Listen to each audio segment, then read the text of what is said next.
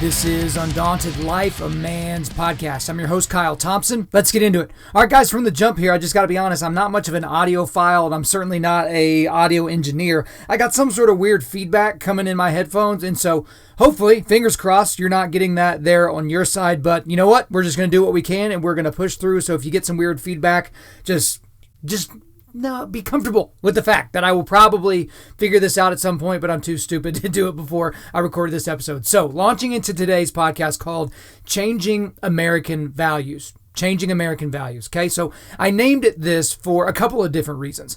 The first thing is the obvious, which is that values are changing in America. Americans are changing their values, the things that they hold dear and sacred, right? But the second reason is because this change, I feel like, is being forced.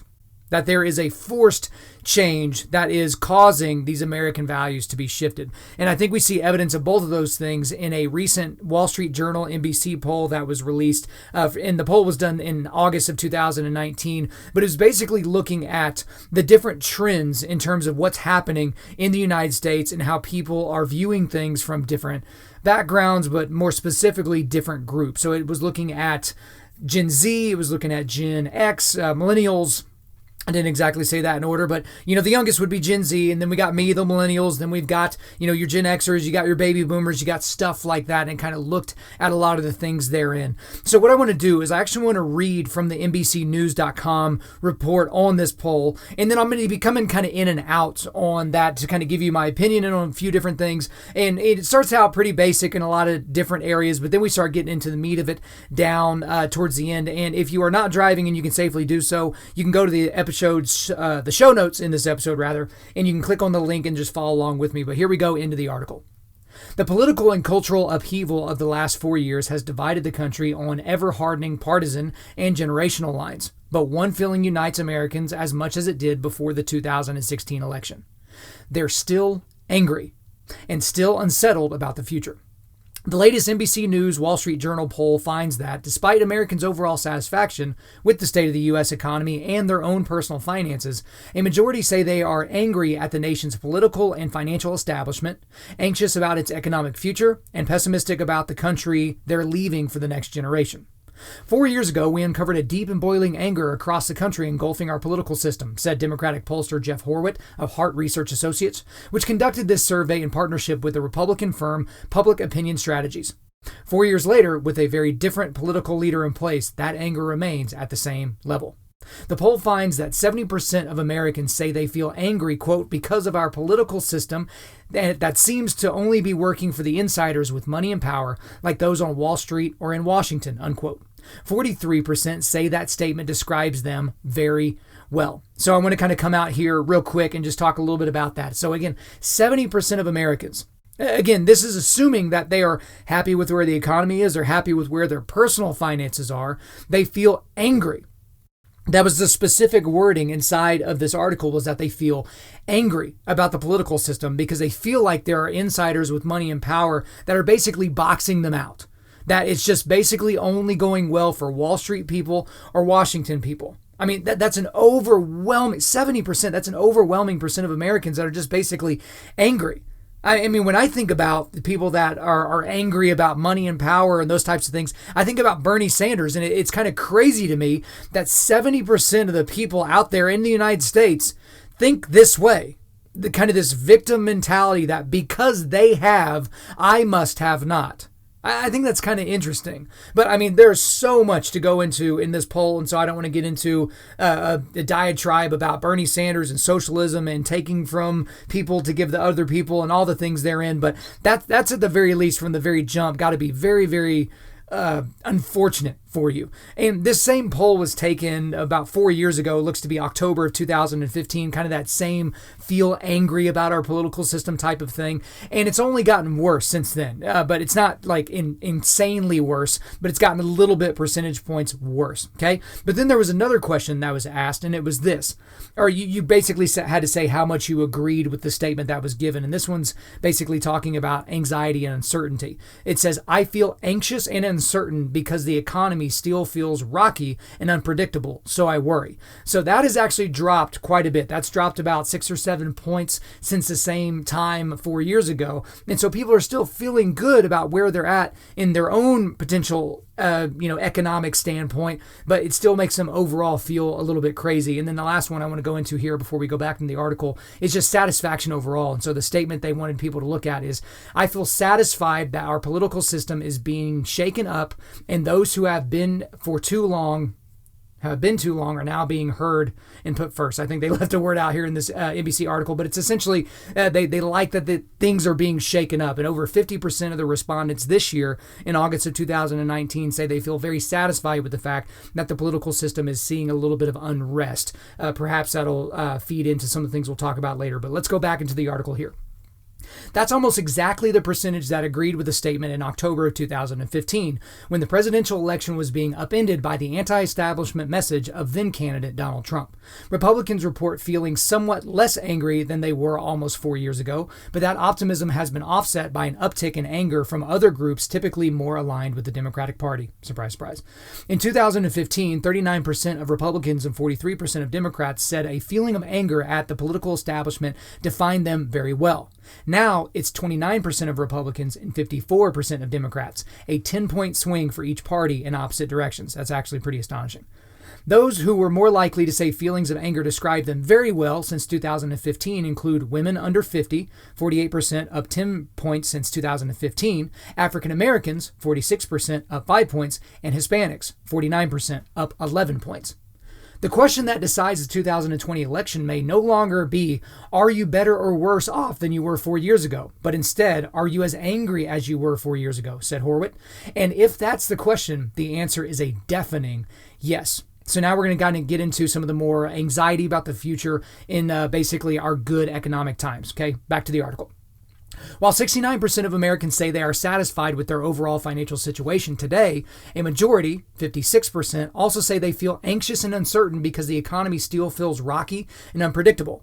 That's down slightly from 61% in 2015. And just 27% of those surveyed say they're confident as their children's generation will be better off than them, down from 35% in August of 2017. That pessimism is reflected among all groups, regardless of age, race, income, and party identification. Majorities of adults who are under 35, that's 68%, seniors, 64%, poor and working class, 71%, high income, 64%, white, 67%, Black, 73%, and Hispanic, 64%, all say they are not confident that their children's generation will be better off. Among Republicans, 54% say they're not confident, while 64% of independents and 78% of Democrats agree. About half of Americans, 52%, say they do feel satisfied that the political system is being shaken up, although only 1 in 5 say that they feel very strongly about that. So let's talk about this section here. This is unbelievably surprising to me, because we're in just kind of the latest iteration of generations that should have it better than our parents, okay? I mean, if you just think about it, 100 years ago, people really didn't have refrigerators, right? I think I was listening to Jordan Peterson here recently, and he was just talking about abject poverty. Poverty has almost been eradicated entirely. And that's because of capitalism and the spread of wealth and those types of things. In places where they've tried to manufacture that via the government, right? Places that have enacted a communist or socialistic government, they've actually stemmed the tide of that a little bit. It's actually gone considerably slower in some of those countries. But that is very interesting to me that the overwhelming majority of people, regardless of their background, their race, their sex, or their party affiliation, they feel like the kids are not going to be inheriting a better life and a better America than they have. And so there's a few ways that you can break this down. One of the ways is you can think about it is like, okay, well, things can't get much better. Now, I know people that are maybe on the political left or on the Democratic side of things, it's always about progress, right? You hear about progressives and those types of things. So I would doubt that they would co-sign that type of a statement. But I wonder if people are looking around and going, you know what? We've reached the pinnacle of how convenient things can be. We can literally have food delivered to our door. We can literally fly somewhere else in the country, and then once we land, we can rent someone else's car to drive around the city. And if we don't want to do that, we don't have to mess with a taxi. We can just go to one of several different apps and get a driver that will pick us up and do all these different things. You know what? I can have a box of meat delivered to my door once a month. That keeps me with the amount of chicken and beef and everything that I need, a butcher box or something like that, where everything's so convenient. I can get on Amazon and literally order anything on the planet. I can order a car online by Carvana or something like that. It's basically like a vending machine for cars. I'm wondering if people think that, okay, we can probably continue to make things a little bit easier, but it's not going to be so much more than what we have now. Phones will get better, televisions will get better, computers will get better, all technology as a whole will get better. But maybe we've reached that point where it's not that we're going to have diminishing returns, but it's just like, man, there's not much else that we can fix. Maybe that's the way people are thinking. Because if I would have been asked this, I would have said, you know what, I think our kids are going to have it better. Just because of the trajectory of history. It would make sense. Now, if there's political unrest, which I'm sure we'll get into here in a little bit, perhaps not. But at the very least, it's going to be a more complicated lifestyle for our children, but they're going to have all these tools that help them to focus on some of the larger issues. So again, I thought that was very pessimistic and very surprising when I was looking at the results. But let's go ahead and go back into the article here, and we're going to talk about unease about change. That's the next section. Americans also express some ambivalence about changes in American society and the country becoming more diverse and tolerant of different lifestyles, languages, cultures, and races. 40% call those changes a step forward, while 14% call them a step backward. The remainder, 43%, say those changes are some of both. 61% of Republicans and 44% of independents and 27% of Democrats expressed those mixed feelings. I think it's a step forward in a way that people are becoming more aware of the differences between them. But I think it's a step back when you bend over so much and become politically correct that you take away a person's right to think or say how they feel, said one suburban man from Hawaii who supported Trump in 2016. Immigration has brought richness and a better quality of life to our people, but I think that it is often difficult for all of us to understand one another and become a community as new people come into society, said a female Clinton voter from New York. It's a difficult time and sometimes fraught process that sometimes takes time. That poll also offers a glum view of race relations. 6 in 10 describe either a lot or some tension between people of different races in their state. The same share, 60%, say that race relations in the United States are bad, although that's down from 70% in 2017 and a high of 74% in the summer of 2016. And more than a half, 56%, say that race relations have gotten worse since Trump became president. Another 33% say race relations have stayed the same, while 10% say that they have improved. So let's kind of come out and talk a little bit about that. There were a couple of different things there.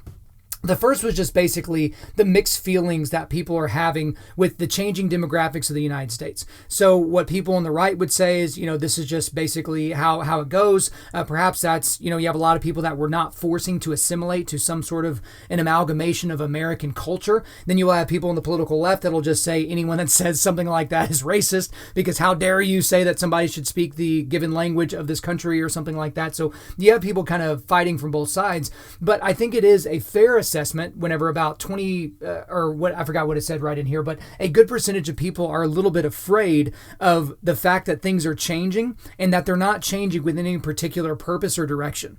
Because I don't think people are nearly as bothered by change as they are bothered by change that will lead to something more negative.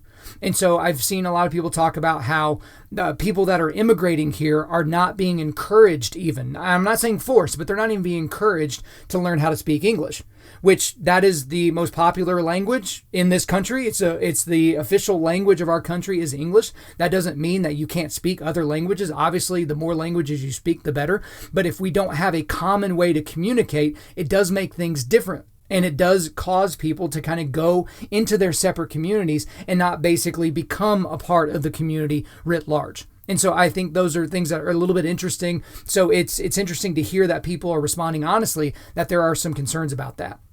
And then you get into race relations, something that we haven't talked a lot about here on this podcast, not for any particular reason, but it's not that surprising that people think that there are race problems in the United States. But the thing that I feel like is interesting here is kind of this unspoken undertone, which is that people think that race relations can be fixed in the United States. And I think the biggest piece of evidence against that is, okay, we had an African-American or a part African-American president for 8 years in Barack Obama, and people's attitudes on race relations actually devolved. They got worse. They felt that America was a more racist place after 8 years of Obama presidency. So you have to ask yourself, like, how is that possible? How could that possibly happen, that we have this great glowing man come into the White House, this great unifier, or so we were told, and yet people have a more sour impression of race relations?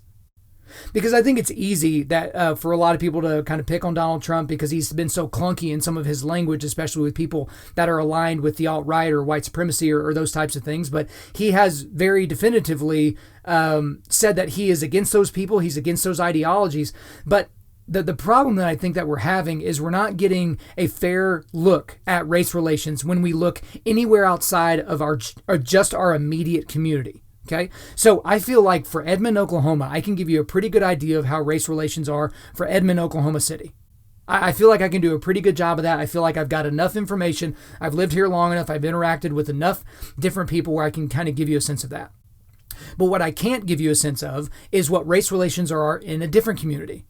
And I can kind of extend that out for kind of where my wife's family's from in South Central Oklahoma, where my family's from in Southwest Oklahoma. I can kind of like parse that out and give you some details. But when we're looking at the country as a whole and we're trying to figure out what race relations look like, it's difficult to do so. And so we rely on the media to do that for us, or Twitter to do that for us, which is a dangerous proposition. I don't know if y'all saw this. Of course, this went under the radar in just about every single news outlet that you might think of, but it was this memo that was leaked from somebody over at the New York Times that basically admitted that for the entire first 2 years of the Donald Trump presidency, the entire staff, essentially, of the New York Times, of the news staff, was basically fully sold out to the Trump-Russia conspiracy. Like, they give all their money and all their attention and all their time to that. And this memo said that after it basically came out that the Trump-Russia stuff was a farce, it was basically made up, there was no there, they've completely shifted their tactic for 2020, again, because they would like to have a Democrat elected, to the Trump being a racist narrative. And so it's interesting, a lot of the pieces that are coming out of the New York Times today are just in general today, that they're more race-based type things.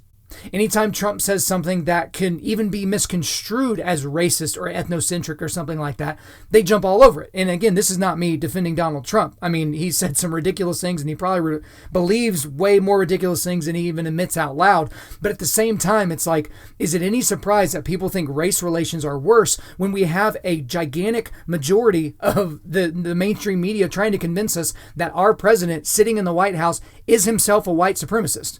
Not just racist, as if there was something worse than being a racist, but a white supremacist. Someone that is really hoping that the white race can prevail over all other races. Which, again, if he's a white supremacist, he's one of the worst white supremacists potentially out there because of the positives that are going on in the non-white communities in the United States right now.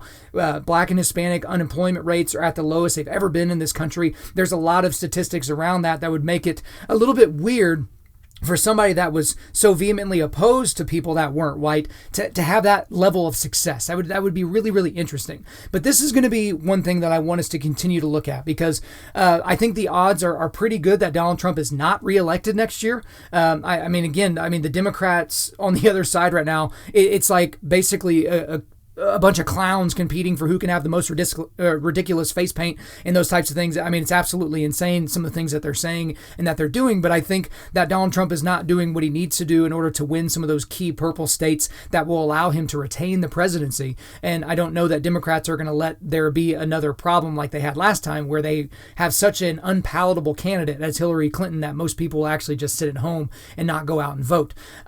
But regardless of who's in the White House next, this is the point I'm trying to make. Whether whether it's Donald Trump leaving office in, 5 years or leaving office next year or whatever the thing might be, this is going to be an interesting thing to kind of keep an eye on, is where statistics about race relations go. Because if Kamala Harris goes into office, the first female, and another black president goes into office, will things change? What about Elizabeth Warren? What about the octogenarian socialist Bernie Sanders? What about Joe Biden, who is loved by black people, especially in the South? What does that look like when we look at kind of the next wave of Republican candidates? I mean, are we going to have a Nikki Haley, who is, a non-white American woman? Are we going to have like a Den Crenshaw, a very typical all-American type guy? Is it going to be Rubio coming back up, who's got the Cuban heritage? Like, what's it going to look like? And do we all look at race relations as if it's going to improve? Again, I think it's a dubious proposition for us to assume that race relations will eventually get to the point where we won't have that anymore. There was a Joe Rogan podcast episode a while back. I can't even remember who he was talking to, but he was basically like, man, I just can't wait until someday down the road when we don't have this anymore, we don't have that anymore, we don't have racism anymore, blah. And he just kind of threw that in there as like a throwaway statement, which was unbelievable to me. That he said something so silly, but he is honestly a progressive at his core, and he thinks that at some point we are actually going to not have racism anymore.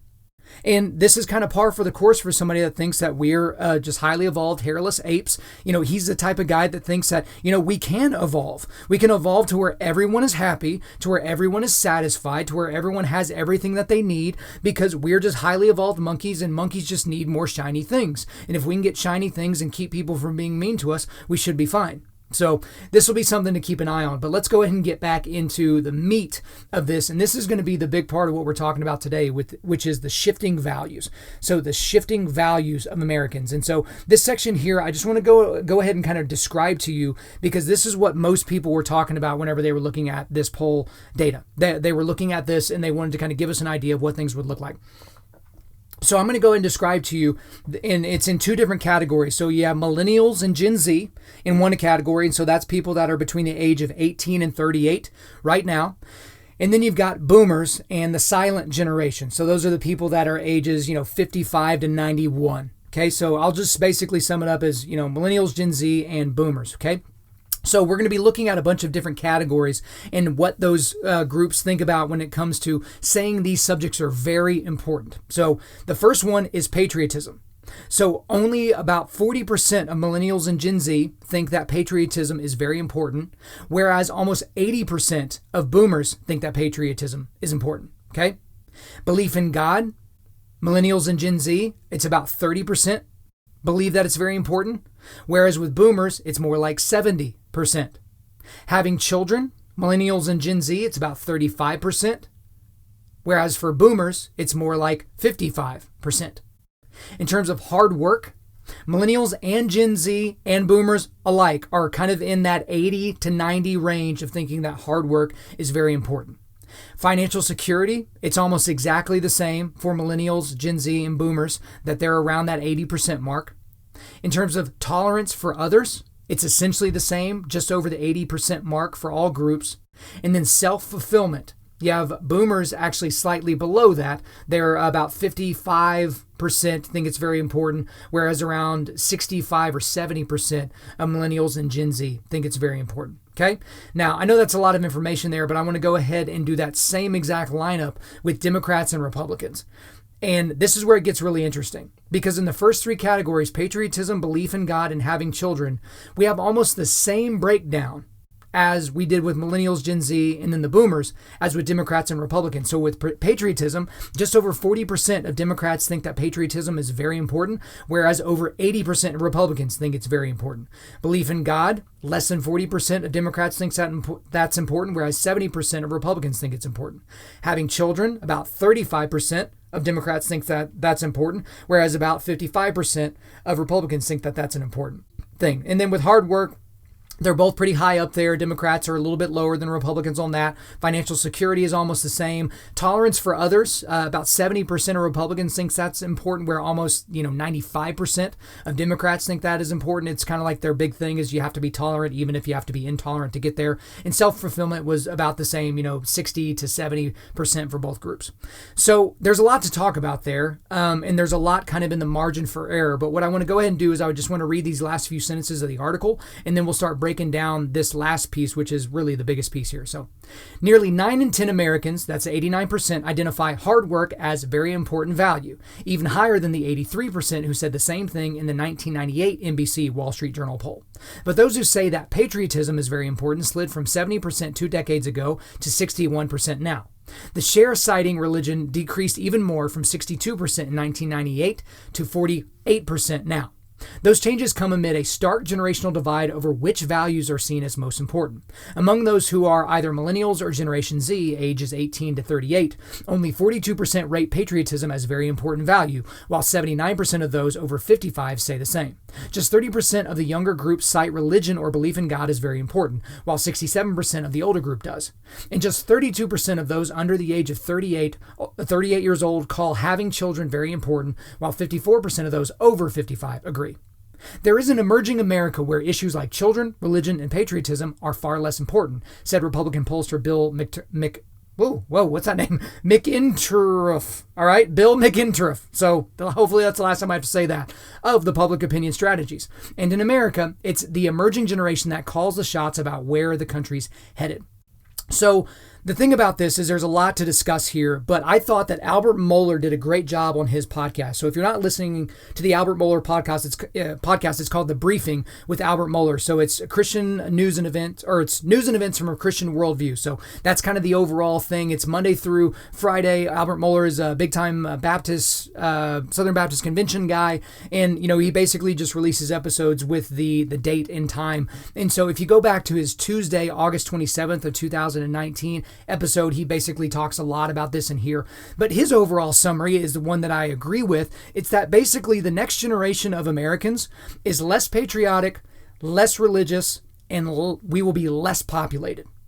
So the less patriotic and less religious thing I think is important, but I wanted to kind of focus a little bit on the less populated part. So there's a lot of information that's been released here recently, and it's kind of gone on deaf ears about the birth rate in the United States. And so there's another article I found on NBC News that's a short one that I want to read to you that kind of gives you an idea of what this could potentially mean for us. Okay, so the name of the article is Birth Rate in the U.S. Falls to Lowest Level in 32 Years, CDC says. So let me go ahead and read this article to you here, and we'll get back into breaking down the poll. The number of babies born in the U.S. in 2018 fell to the lowest level in 32 years, according to a government report released Wednesday. The numbers are part of a decades-long trend towards fewer and fewer babies being born each year, which means we're getting further away from the possibility of having enough children to replace ourselves, according to the report from the Centers for Disease Control and Prevention. The majority finding is that the fertility rates are reaching record lows, said the report's lead author Brady Hamilton, a statistician and demographer at the CDC's National Center for Health Statistics. There have been record lows in the teenage birth rate, which fell 7% compared to 2017. Hamilton and his colleagues found that the total number of births in 2018 at 3,788,235 was down 2% from 2017. The general fertility rate for 2018 was 59 births per 1,000 women aged 15 to 44, another record low for the U.S. For perspective, it's lower than in the years after the Great Depression. In 1936, for example, the general fertility rate was 75.6. More telling, perhaps, is the drop in the total fertility rate, which also fell 2% compared to the 2017 figures, to 1,728 births per 1,000 women of childbearing age. For the nation's population to reproduce itself at current numbers and remain stable, the total fertility rate would need to be at least 2,100 births per 1,000 women. So, essentially, for the population to remain stable, each woman needs to have at least 2 babies. At 2,000, there would be enough children to replace fathers and mothers. The extra 100 is to account for deaths. Now we're going to talk a little bit about teen births at record low. The CDC research doesn't explain why birth rates are declining, Hamilton says. There was some good news in the new report. Fewer babies are being born to teens. In fact, these are record lows for teenage birth rates, Hamilton said. This year's rate is 7% lower than in 2017. Overall, the report finds that younger women are having fewer babies, with the only demographic seeing an increase in birth rates as women in their late 30s and early 40s. The pattern seen in the U.S. echoes what's been happening in many developed countries, said Dr. John W. Rowe, a professor at Columbia University Mailman School of Public Health. For comparison, the total fertility rate in Europe is 1.58. In Southern Europe, meaning Spain and Italy, it's 1.3, and in Japan, it's 1.44, Rowe said, so it's not unprecedented. There are some serious implications that could result from the declining birth rates, Rose said. Long term, it means that we're going to have an increasing proportion of older people, he said.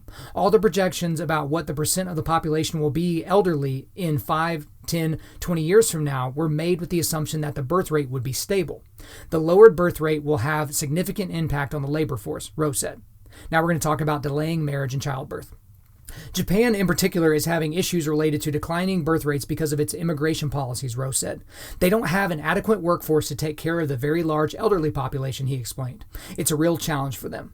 Studies have shown that women are delaying both marriage and childbirth, said Donna Strobino, professor and chair of education, population, family, and reproductive health at the Johns Hopkins Bloomberg School of Public Health. We're clearly in the throes of a major societal change with regard to women getting married and choosing to have children, she said. There's no question that part of the explanation for that is economic. It's very expensive to raise children these days, and in part it's social. All the changes in women's roles. Still, there are hints in the new report that the current trend could be at least partially reverse itself. Or let me just do that whole sentence again. Still, there are hints in the new report that the current trend could at least partially reverse itself, said Strobino. It's perhaps not as gloom and doom as some think it is, Strobino said. She points to an increase in the number of babies being born to women in their late 30s and early 40s, which she sees as a possible sign that the fertility rate could recover eventually. It's possible that women who have been postponing pregnancy may have the babies they were planning to have, and that could reverse the trend. Maybe, says Dr. Helen Kim, but maybe not. As a fertility specialist, I worry that delaying childbearing will result in more fertility problems, said Kim, an associate professor at Northwestern University of Feinberg School of Medicine. Fertility, particularly women's fertility, declines with age. I've seen numerous couples who have waited too long, said Kim. Some have been married for more than 10 years before they think about having kids. There have been many advances in fertility treatment, but there is still no treatment for reproductive aging. And so those are kind of the two articles I wanted to go through. But now I want to kind of get into kind of breaking that down, because I feel like that article did a really good job of giving you an idea of where we're going. Because, again, I agree with Albert Mohler that the next generation, at the very least the next generation, but certainly subsequent generations, they seem like they're going to be less patriotic, less religious, and that we are going to have trouble with population. Okay? And the thing about it is, when you look at this and you start looking at deeper details within a poll like this, is you see people that are parents. Okay? Parents tend to be more patriotic, more religious, more conservative, and want to procreate. They're parents. But the huge thing, and of all the things that we've talked about so far, perhaps the big takeaway should be this. It's that parents, people that have children, people that have procreated, they are deeply invested in the health of society moving forward. Deeply invested. These are people that want to make sure that the next generation is better off than they were. And so we've seen this with every successive generation looking backwards, that they've always had that forward-thinking approach. But we live in an era now where, for some people, it seems absolutely insane that you would even want to be a parent. I know several couples that don't want children. They're the same age as my wife and I, and then just the thought of having children, they're just like, no, why would I want to do that? Like, we make what we make right now. I couldn't imagine spending, what it costs to get a kid from the age of born to the age of 18 without paying for a car, without paying for college funding, without paying for, K through 12 private school. It's about $300,000 per kid. And I get it. So they're like, what, you want me to have 2 or 3 of those? You want me to spend $1 million just to raise a human being, to feed them and clothe them and get them into the activities that they want to be into? So it's really interesting. And so whenever I kind of pull myself out from this a little bit, I want to look at what's to blame. Okay, so what would be to blame for these poll numbers that we saw? And so there's a few different things that I looked at. The first thing I think is the easy one, which is the political left. Okay, people that are on the political left, they are pushing society in a certain direction. And the subsequent generations are not becoming more conservative, they're becoming more progressive. And progressivism leans more leftward. Okay? And so the thing about it that you can say that this is a really easy one is because, can you name any major politician on the right that doesn't want us to be more patriotic or more religious or to have kids or those types of things? Those aren't really things that you hear from people that are on the political right. Certainly not the first two. I mean, you could not survive in this country as a red candidate and say that you don't want us to be patriotic, to say that this country is awful, that we're racist, that we're horrible, that, we need to be more like this country or that country or any of those types of things. The interesting thing about people on the other side that are saying those exact things, they don't want to move. right? They don't want to go to the Nordic countries or to Canada or to any of these other places in the world where we basically, according to them, it's a little bit closer to utopia. They don't want to leave. They want to stay here, but they just want to be up in arms and complain about it. But this other thing about kind of the political left is just this overall hatred of humans. And again, I want to make a distinction between leftist and liberal, because I think those are two different things. I'm talking about people that are leftists, people that are on the political left. These people hate humans. And if you don't take me seriously on that, think about their options in terms of what they say with abortion. That they don't talk about what's going on in the womb as someone that has rights, as a human being that has rights as a human. You have other leftists that believe even after the baby has been born, if after a botched abortion, that baby should be left there to die. We literally have leftist politicians that have been on video saying that exact thing. So I think the political left has some blame to share in this in terms of moving us in certain directions. But the other thing I want to look at is kind of in turn with the political left, and that's social or cultural or entertainment elites, right? So think Hollywood elites or New York elites. And these people, the big thing about them is they love to be able to control humans. Right? Because we can control people if we control culture. Because if we make a good enough movie, we can get a whole bunch of people to spend money and go and look at the same screen. That's control. But also, every political season, you can see these ads start to pop up with these recognizable faces from your favorite movies, basically telling you, don't vote for the red guy, vote for the blue guy, or something like that. You see something like that. They want to be able to control you. And when they can't control you, they freak out. You had all these people that are like, I'm going to move out of the country if Trump's elected. Literally, none of them have moved out of the country. But it's because they thought, oh my gosh, you, the end user, the end voter, we're going to maybe be like, oh my gosh, Madonna is going to like basically, renounce her citizenship or Whoopi Goldberg's going to move. Like, what are we going to do if Whoopi moves? Like, it's nonsense like that. But again, it's just more about control. But then you also get these ideas that start to spread that start in kind of the social or cultural elitist type groups. So you've heard a lot of people moving towards global warming, basically being the reason for them not wanting to have children. You saw, I think it was one of the princes over in England, I can't remember him and his wife, they just had their first baby, and they said at maximum they're going to have 2 babies. And when asked why, they were like, well, because of climate change. Well, which again, it used to be called global warming until it was seen that most of the warming models that were put out there were absolutely way off when it came to what they were trying to predict. So now it's climate change, as if that's something that can be easily defined. And so these individuals, they're not going to have babies because of climate change.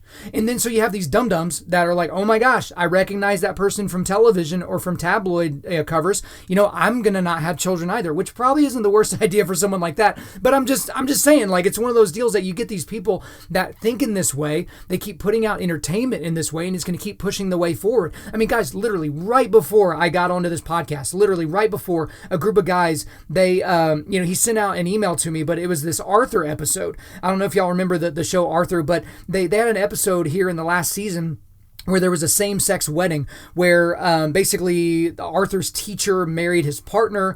And the thing was he was sending the text to this group because he's like, they literally just played this episode of Arthur for my kindergartners. He's got a kid that just went into kindergarten like a week ago. And he's like, yeah, I'm about to like send an email off to them. And it's like, dude, an email's not going to do it. Are you kidding me? Like in the public school system, even in a conservative state like Oklahoma, you're going to have stuff like that come out that are going to try to normalize lifestyles that you think are immoral. And for us as Christians, we obviously think that the homosexual lifestyle is an immoral thing. Jesus did talk about homosexuality being wrong, being immoral, being sinful.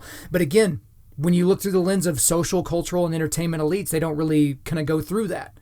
Another thing I was thinking about in terms of how these stats kind of got to where they were is just the connectedness culture. So we live in one of these cultures where we're constantly connected. We are constantly on social media. We're constantly talking to people. I mean, you'll even see, people like to make fun of it, but you'll see Gen Zers, they'll be all sitting in a room together texting. And sometimes they're texting each other as opposed to just looking to their right and being like, hey, what's up? You want to hear a joke? Like they're texting each other.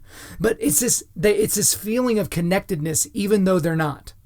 So I think that has a little bit to do with how people are looking at the future and how things just really aren't that important anymore. And the connectedness culture kind of gives off to a me culture, right? We're this unbelievable narcissism that we're so focused on us. We're focused on me and the things that we're doing. And if you're too focused on you, you're not going to be very patriotic, because in order to be patriotic towards your country, that requires a little bit of sacrifice.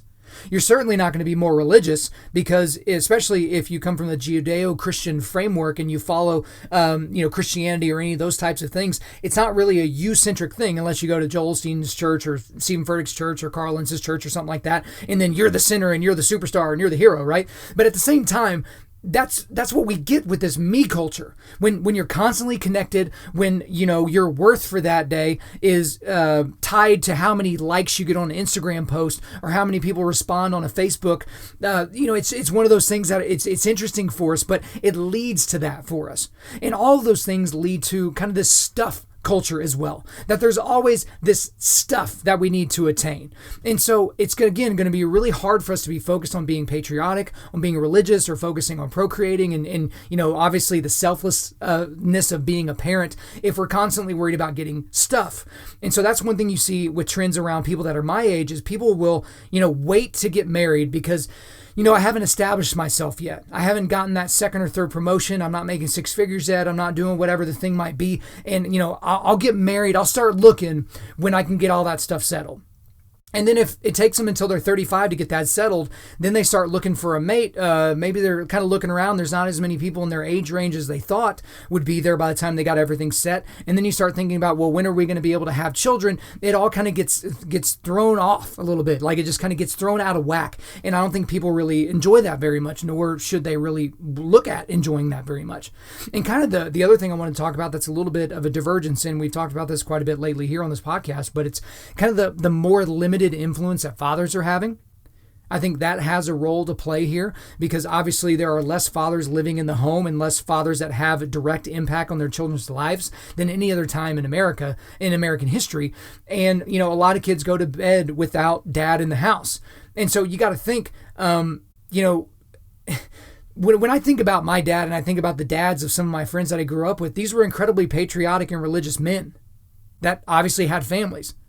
And so they wanted to be able to conserve that for their children. They wanted to teach their children patriotism, teach them about being a good Christian, and show them the value of being a good dad so that they could be one someday, right? But since we have more of a limited influence from fathers, since we don't have, rites of passage that are helping these boys understand why they should go and do things like being patriotic and religious and having children and what it means to be the man that can do all those things, I think that has something to blame. I think there is some blame to be used there. And so the way that I want to kind of bring this all up and culminate it is the thing that I've thought about since I've started reading this Reachers is I'm wondering if this is America getting what she deserves. Like, I wonder if these trends and things that are going in this direction, and I'm not exactly bullish on the fact that they're going to be able to change that. I wonder if we deserve it. And I'm reminded of the John Adams quote that's obviously very popular and a lot of people have used, but it's that our Constitution was made only for a moral and religious people. It is wholly inadequate to the government of any other. And the thing about it is we're trying to have the benefits of a Judeo-Christian framework without having God, the Judeo-Christian God.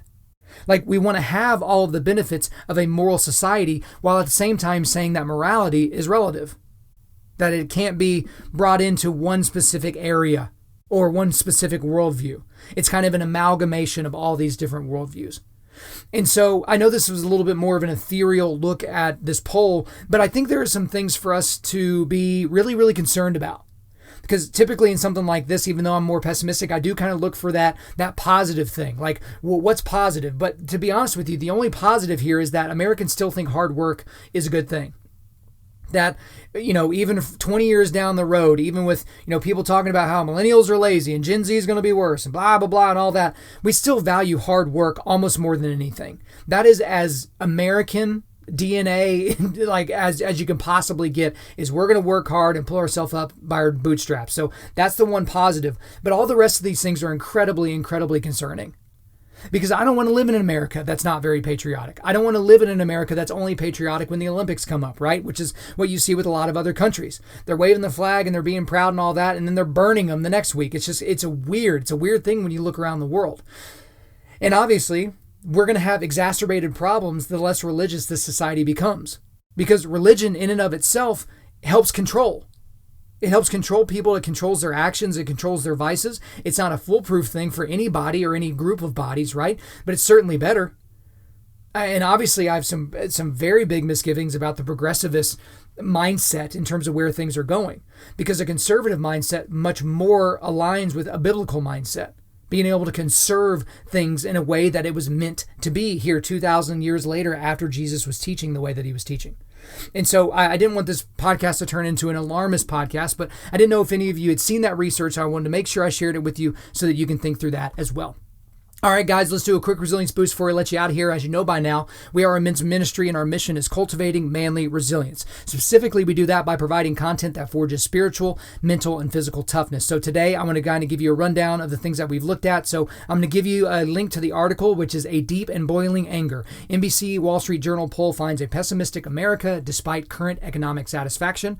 And then the other one that I read on here was the birth rate in U.S. falls to lowest level in 32 years, CDC says. But then also, I provided the link to the episode for the briefing with Albert Mohler from Tuesday, August 27th of 2019. So it's at the albertmohler.com website. But basically, guys, anywhere where you get your podcast, you can go ahead and get that podcast. And I could not suggest it more to you. So please start listening to that. Guys, thank you so much for listening to the podcast. We really do appreciate it. If you would, please subscribe on iTunes, SoundCloud, Spotify, or Google Play, and refer your friends to listen and share this on social media. Guys, if we deserve a 5-star review, this is how the podcast will continue to grow. So please take the time to leave us that 5-star review and a few sentences letting us know why you like the content. I'm currently booking speaking engagements for the remainder of 2019 and for all of 2020. So if you want me to come speak at your men's event, at your conference, at your church, at your team, just let me know. info@Undaunted.Life. Again, that's info@Undaunted.Life. Our website is www.Undaunted.Life, and you can follow us on Instagram and Twitter @Undaunted.Life or Facebook.com/Undaunted.Life. Check out our free devotionals on the YouVersion Bible app. Just search Undaunted.Life under plans. And as always, we want to thank the band August Burns Red for allowing us to use their entire music library for our content. The intro-outro track on this podcast is their song King of Sorrow, which is off their latest record entitled Phantom Anthem. The links are in the description. I'm your host, Kyle Thompson. Remember, keep cultivating manly resilience, keep forging spiritual, mental, and physical toughness, keep seeking the Lion of Judah.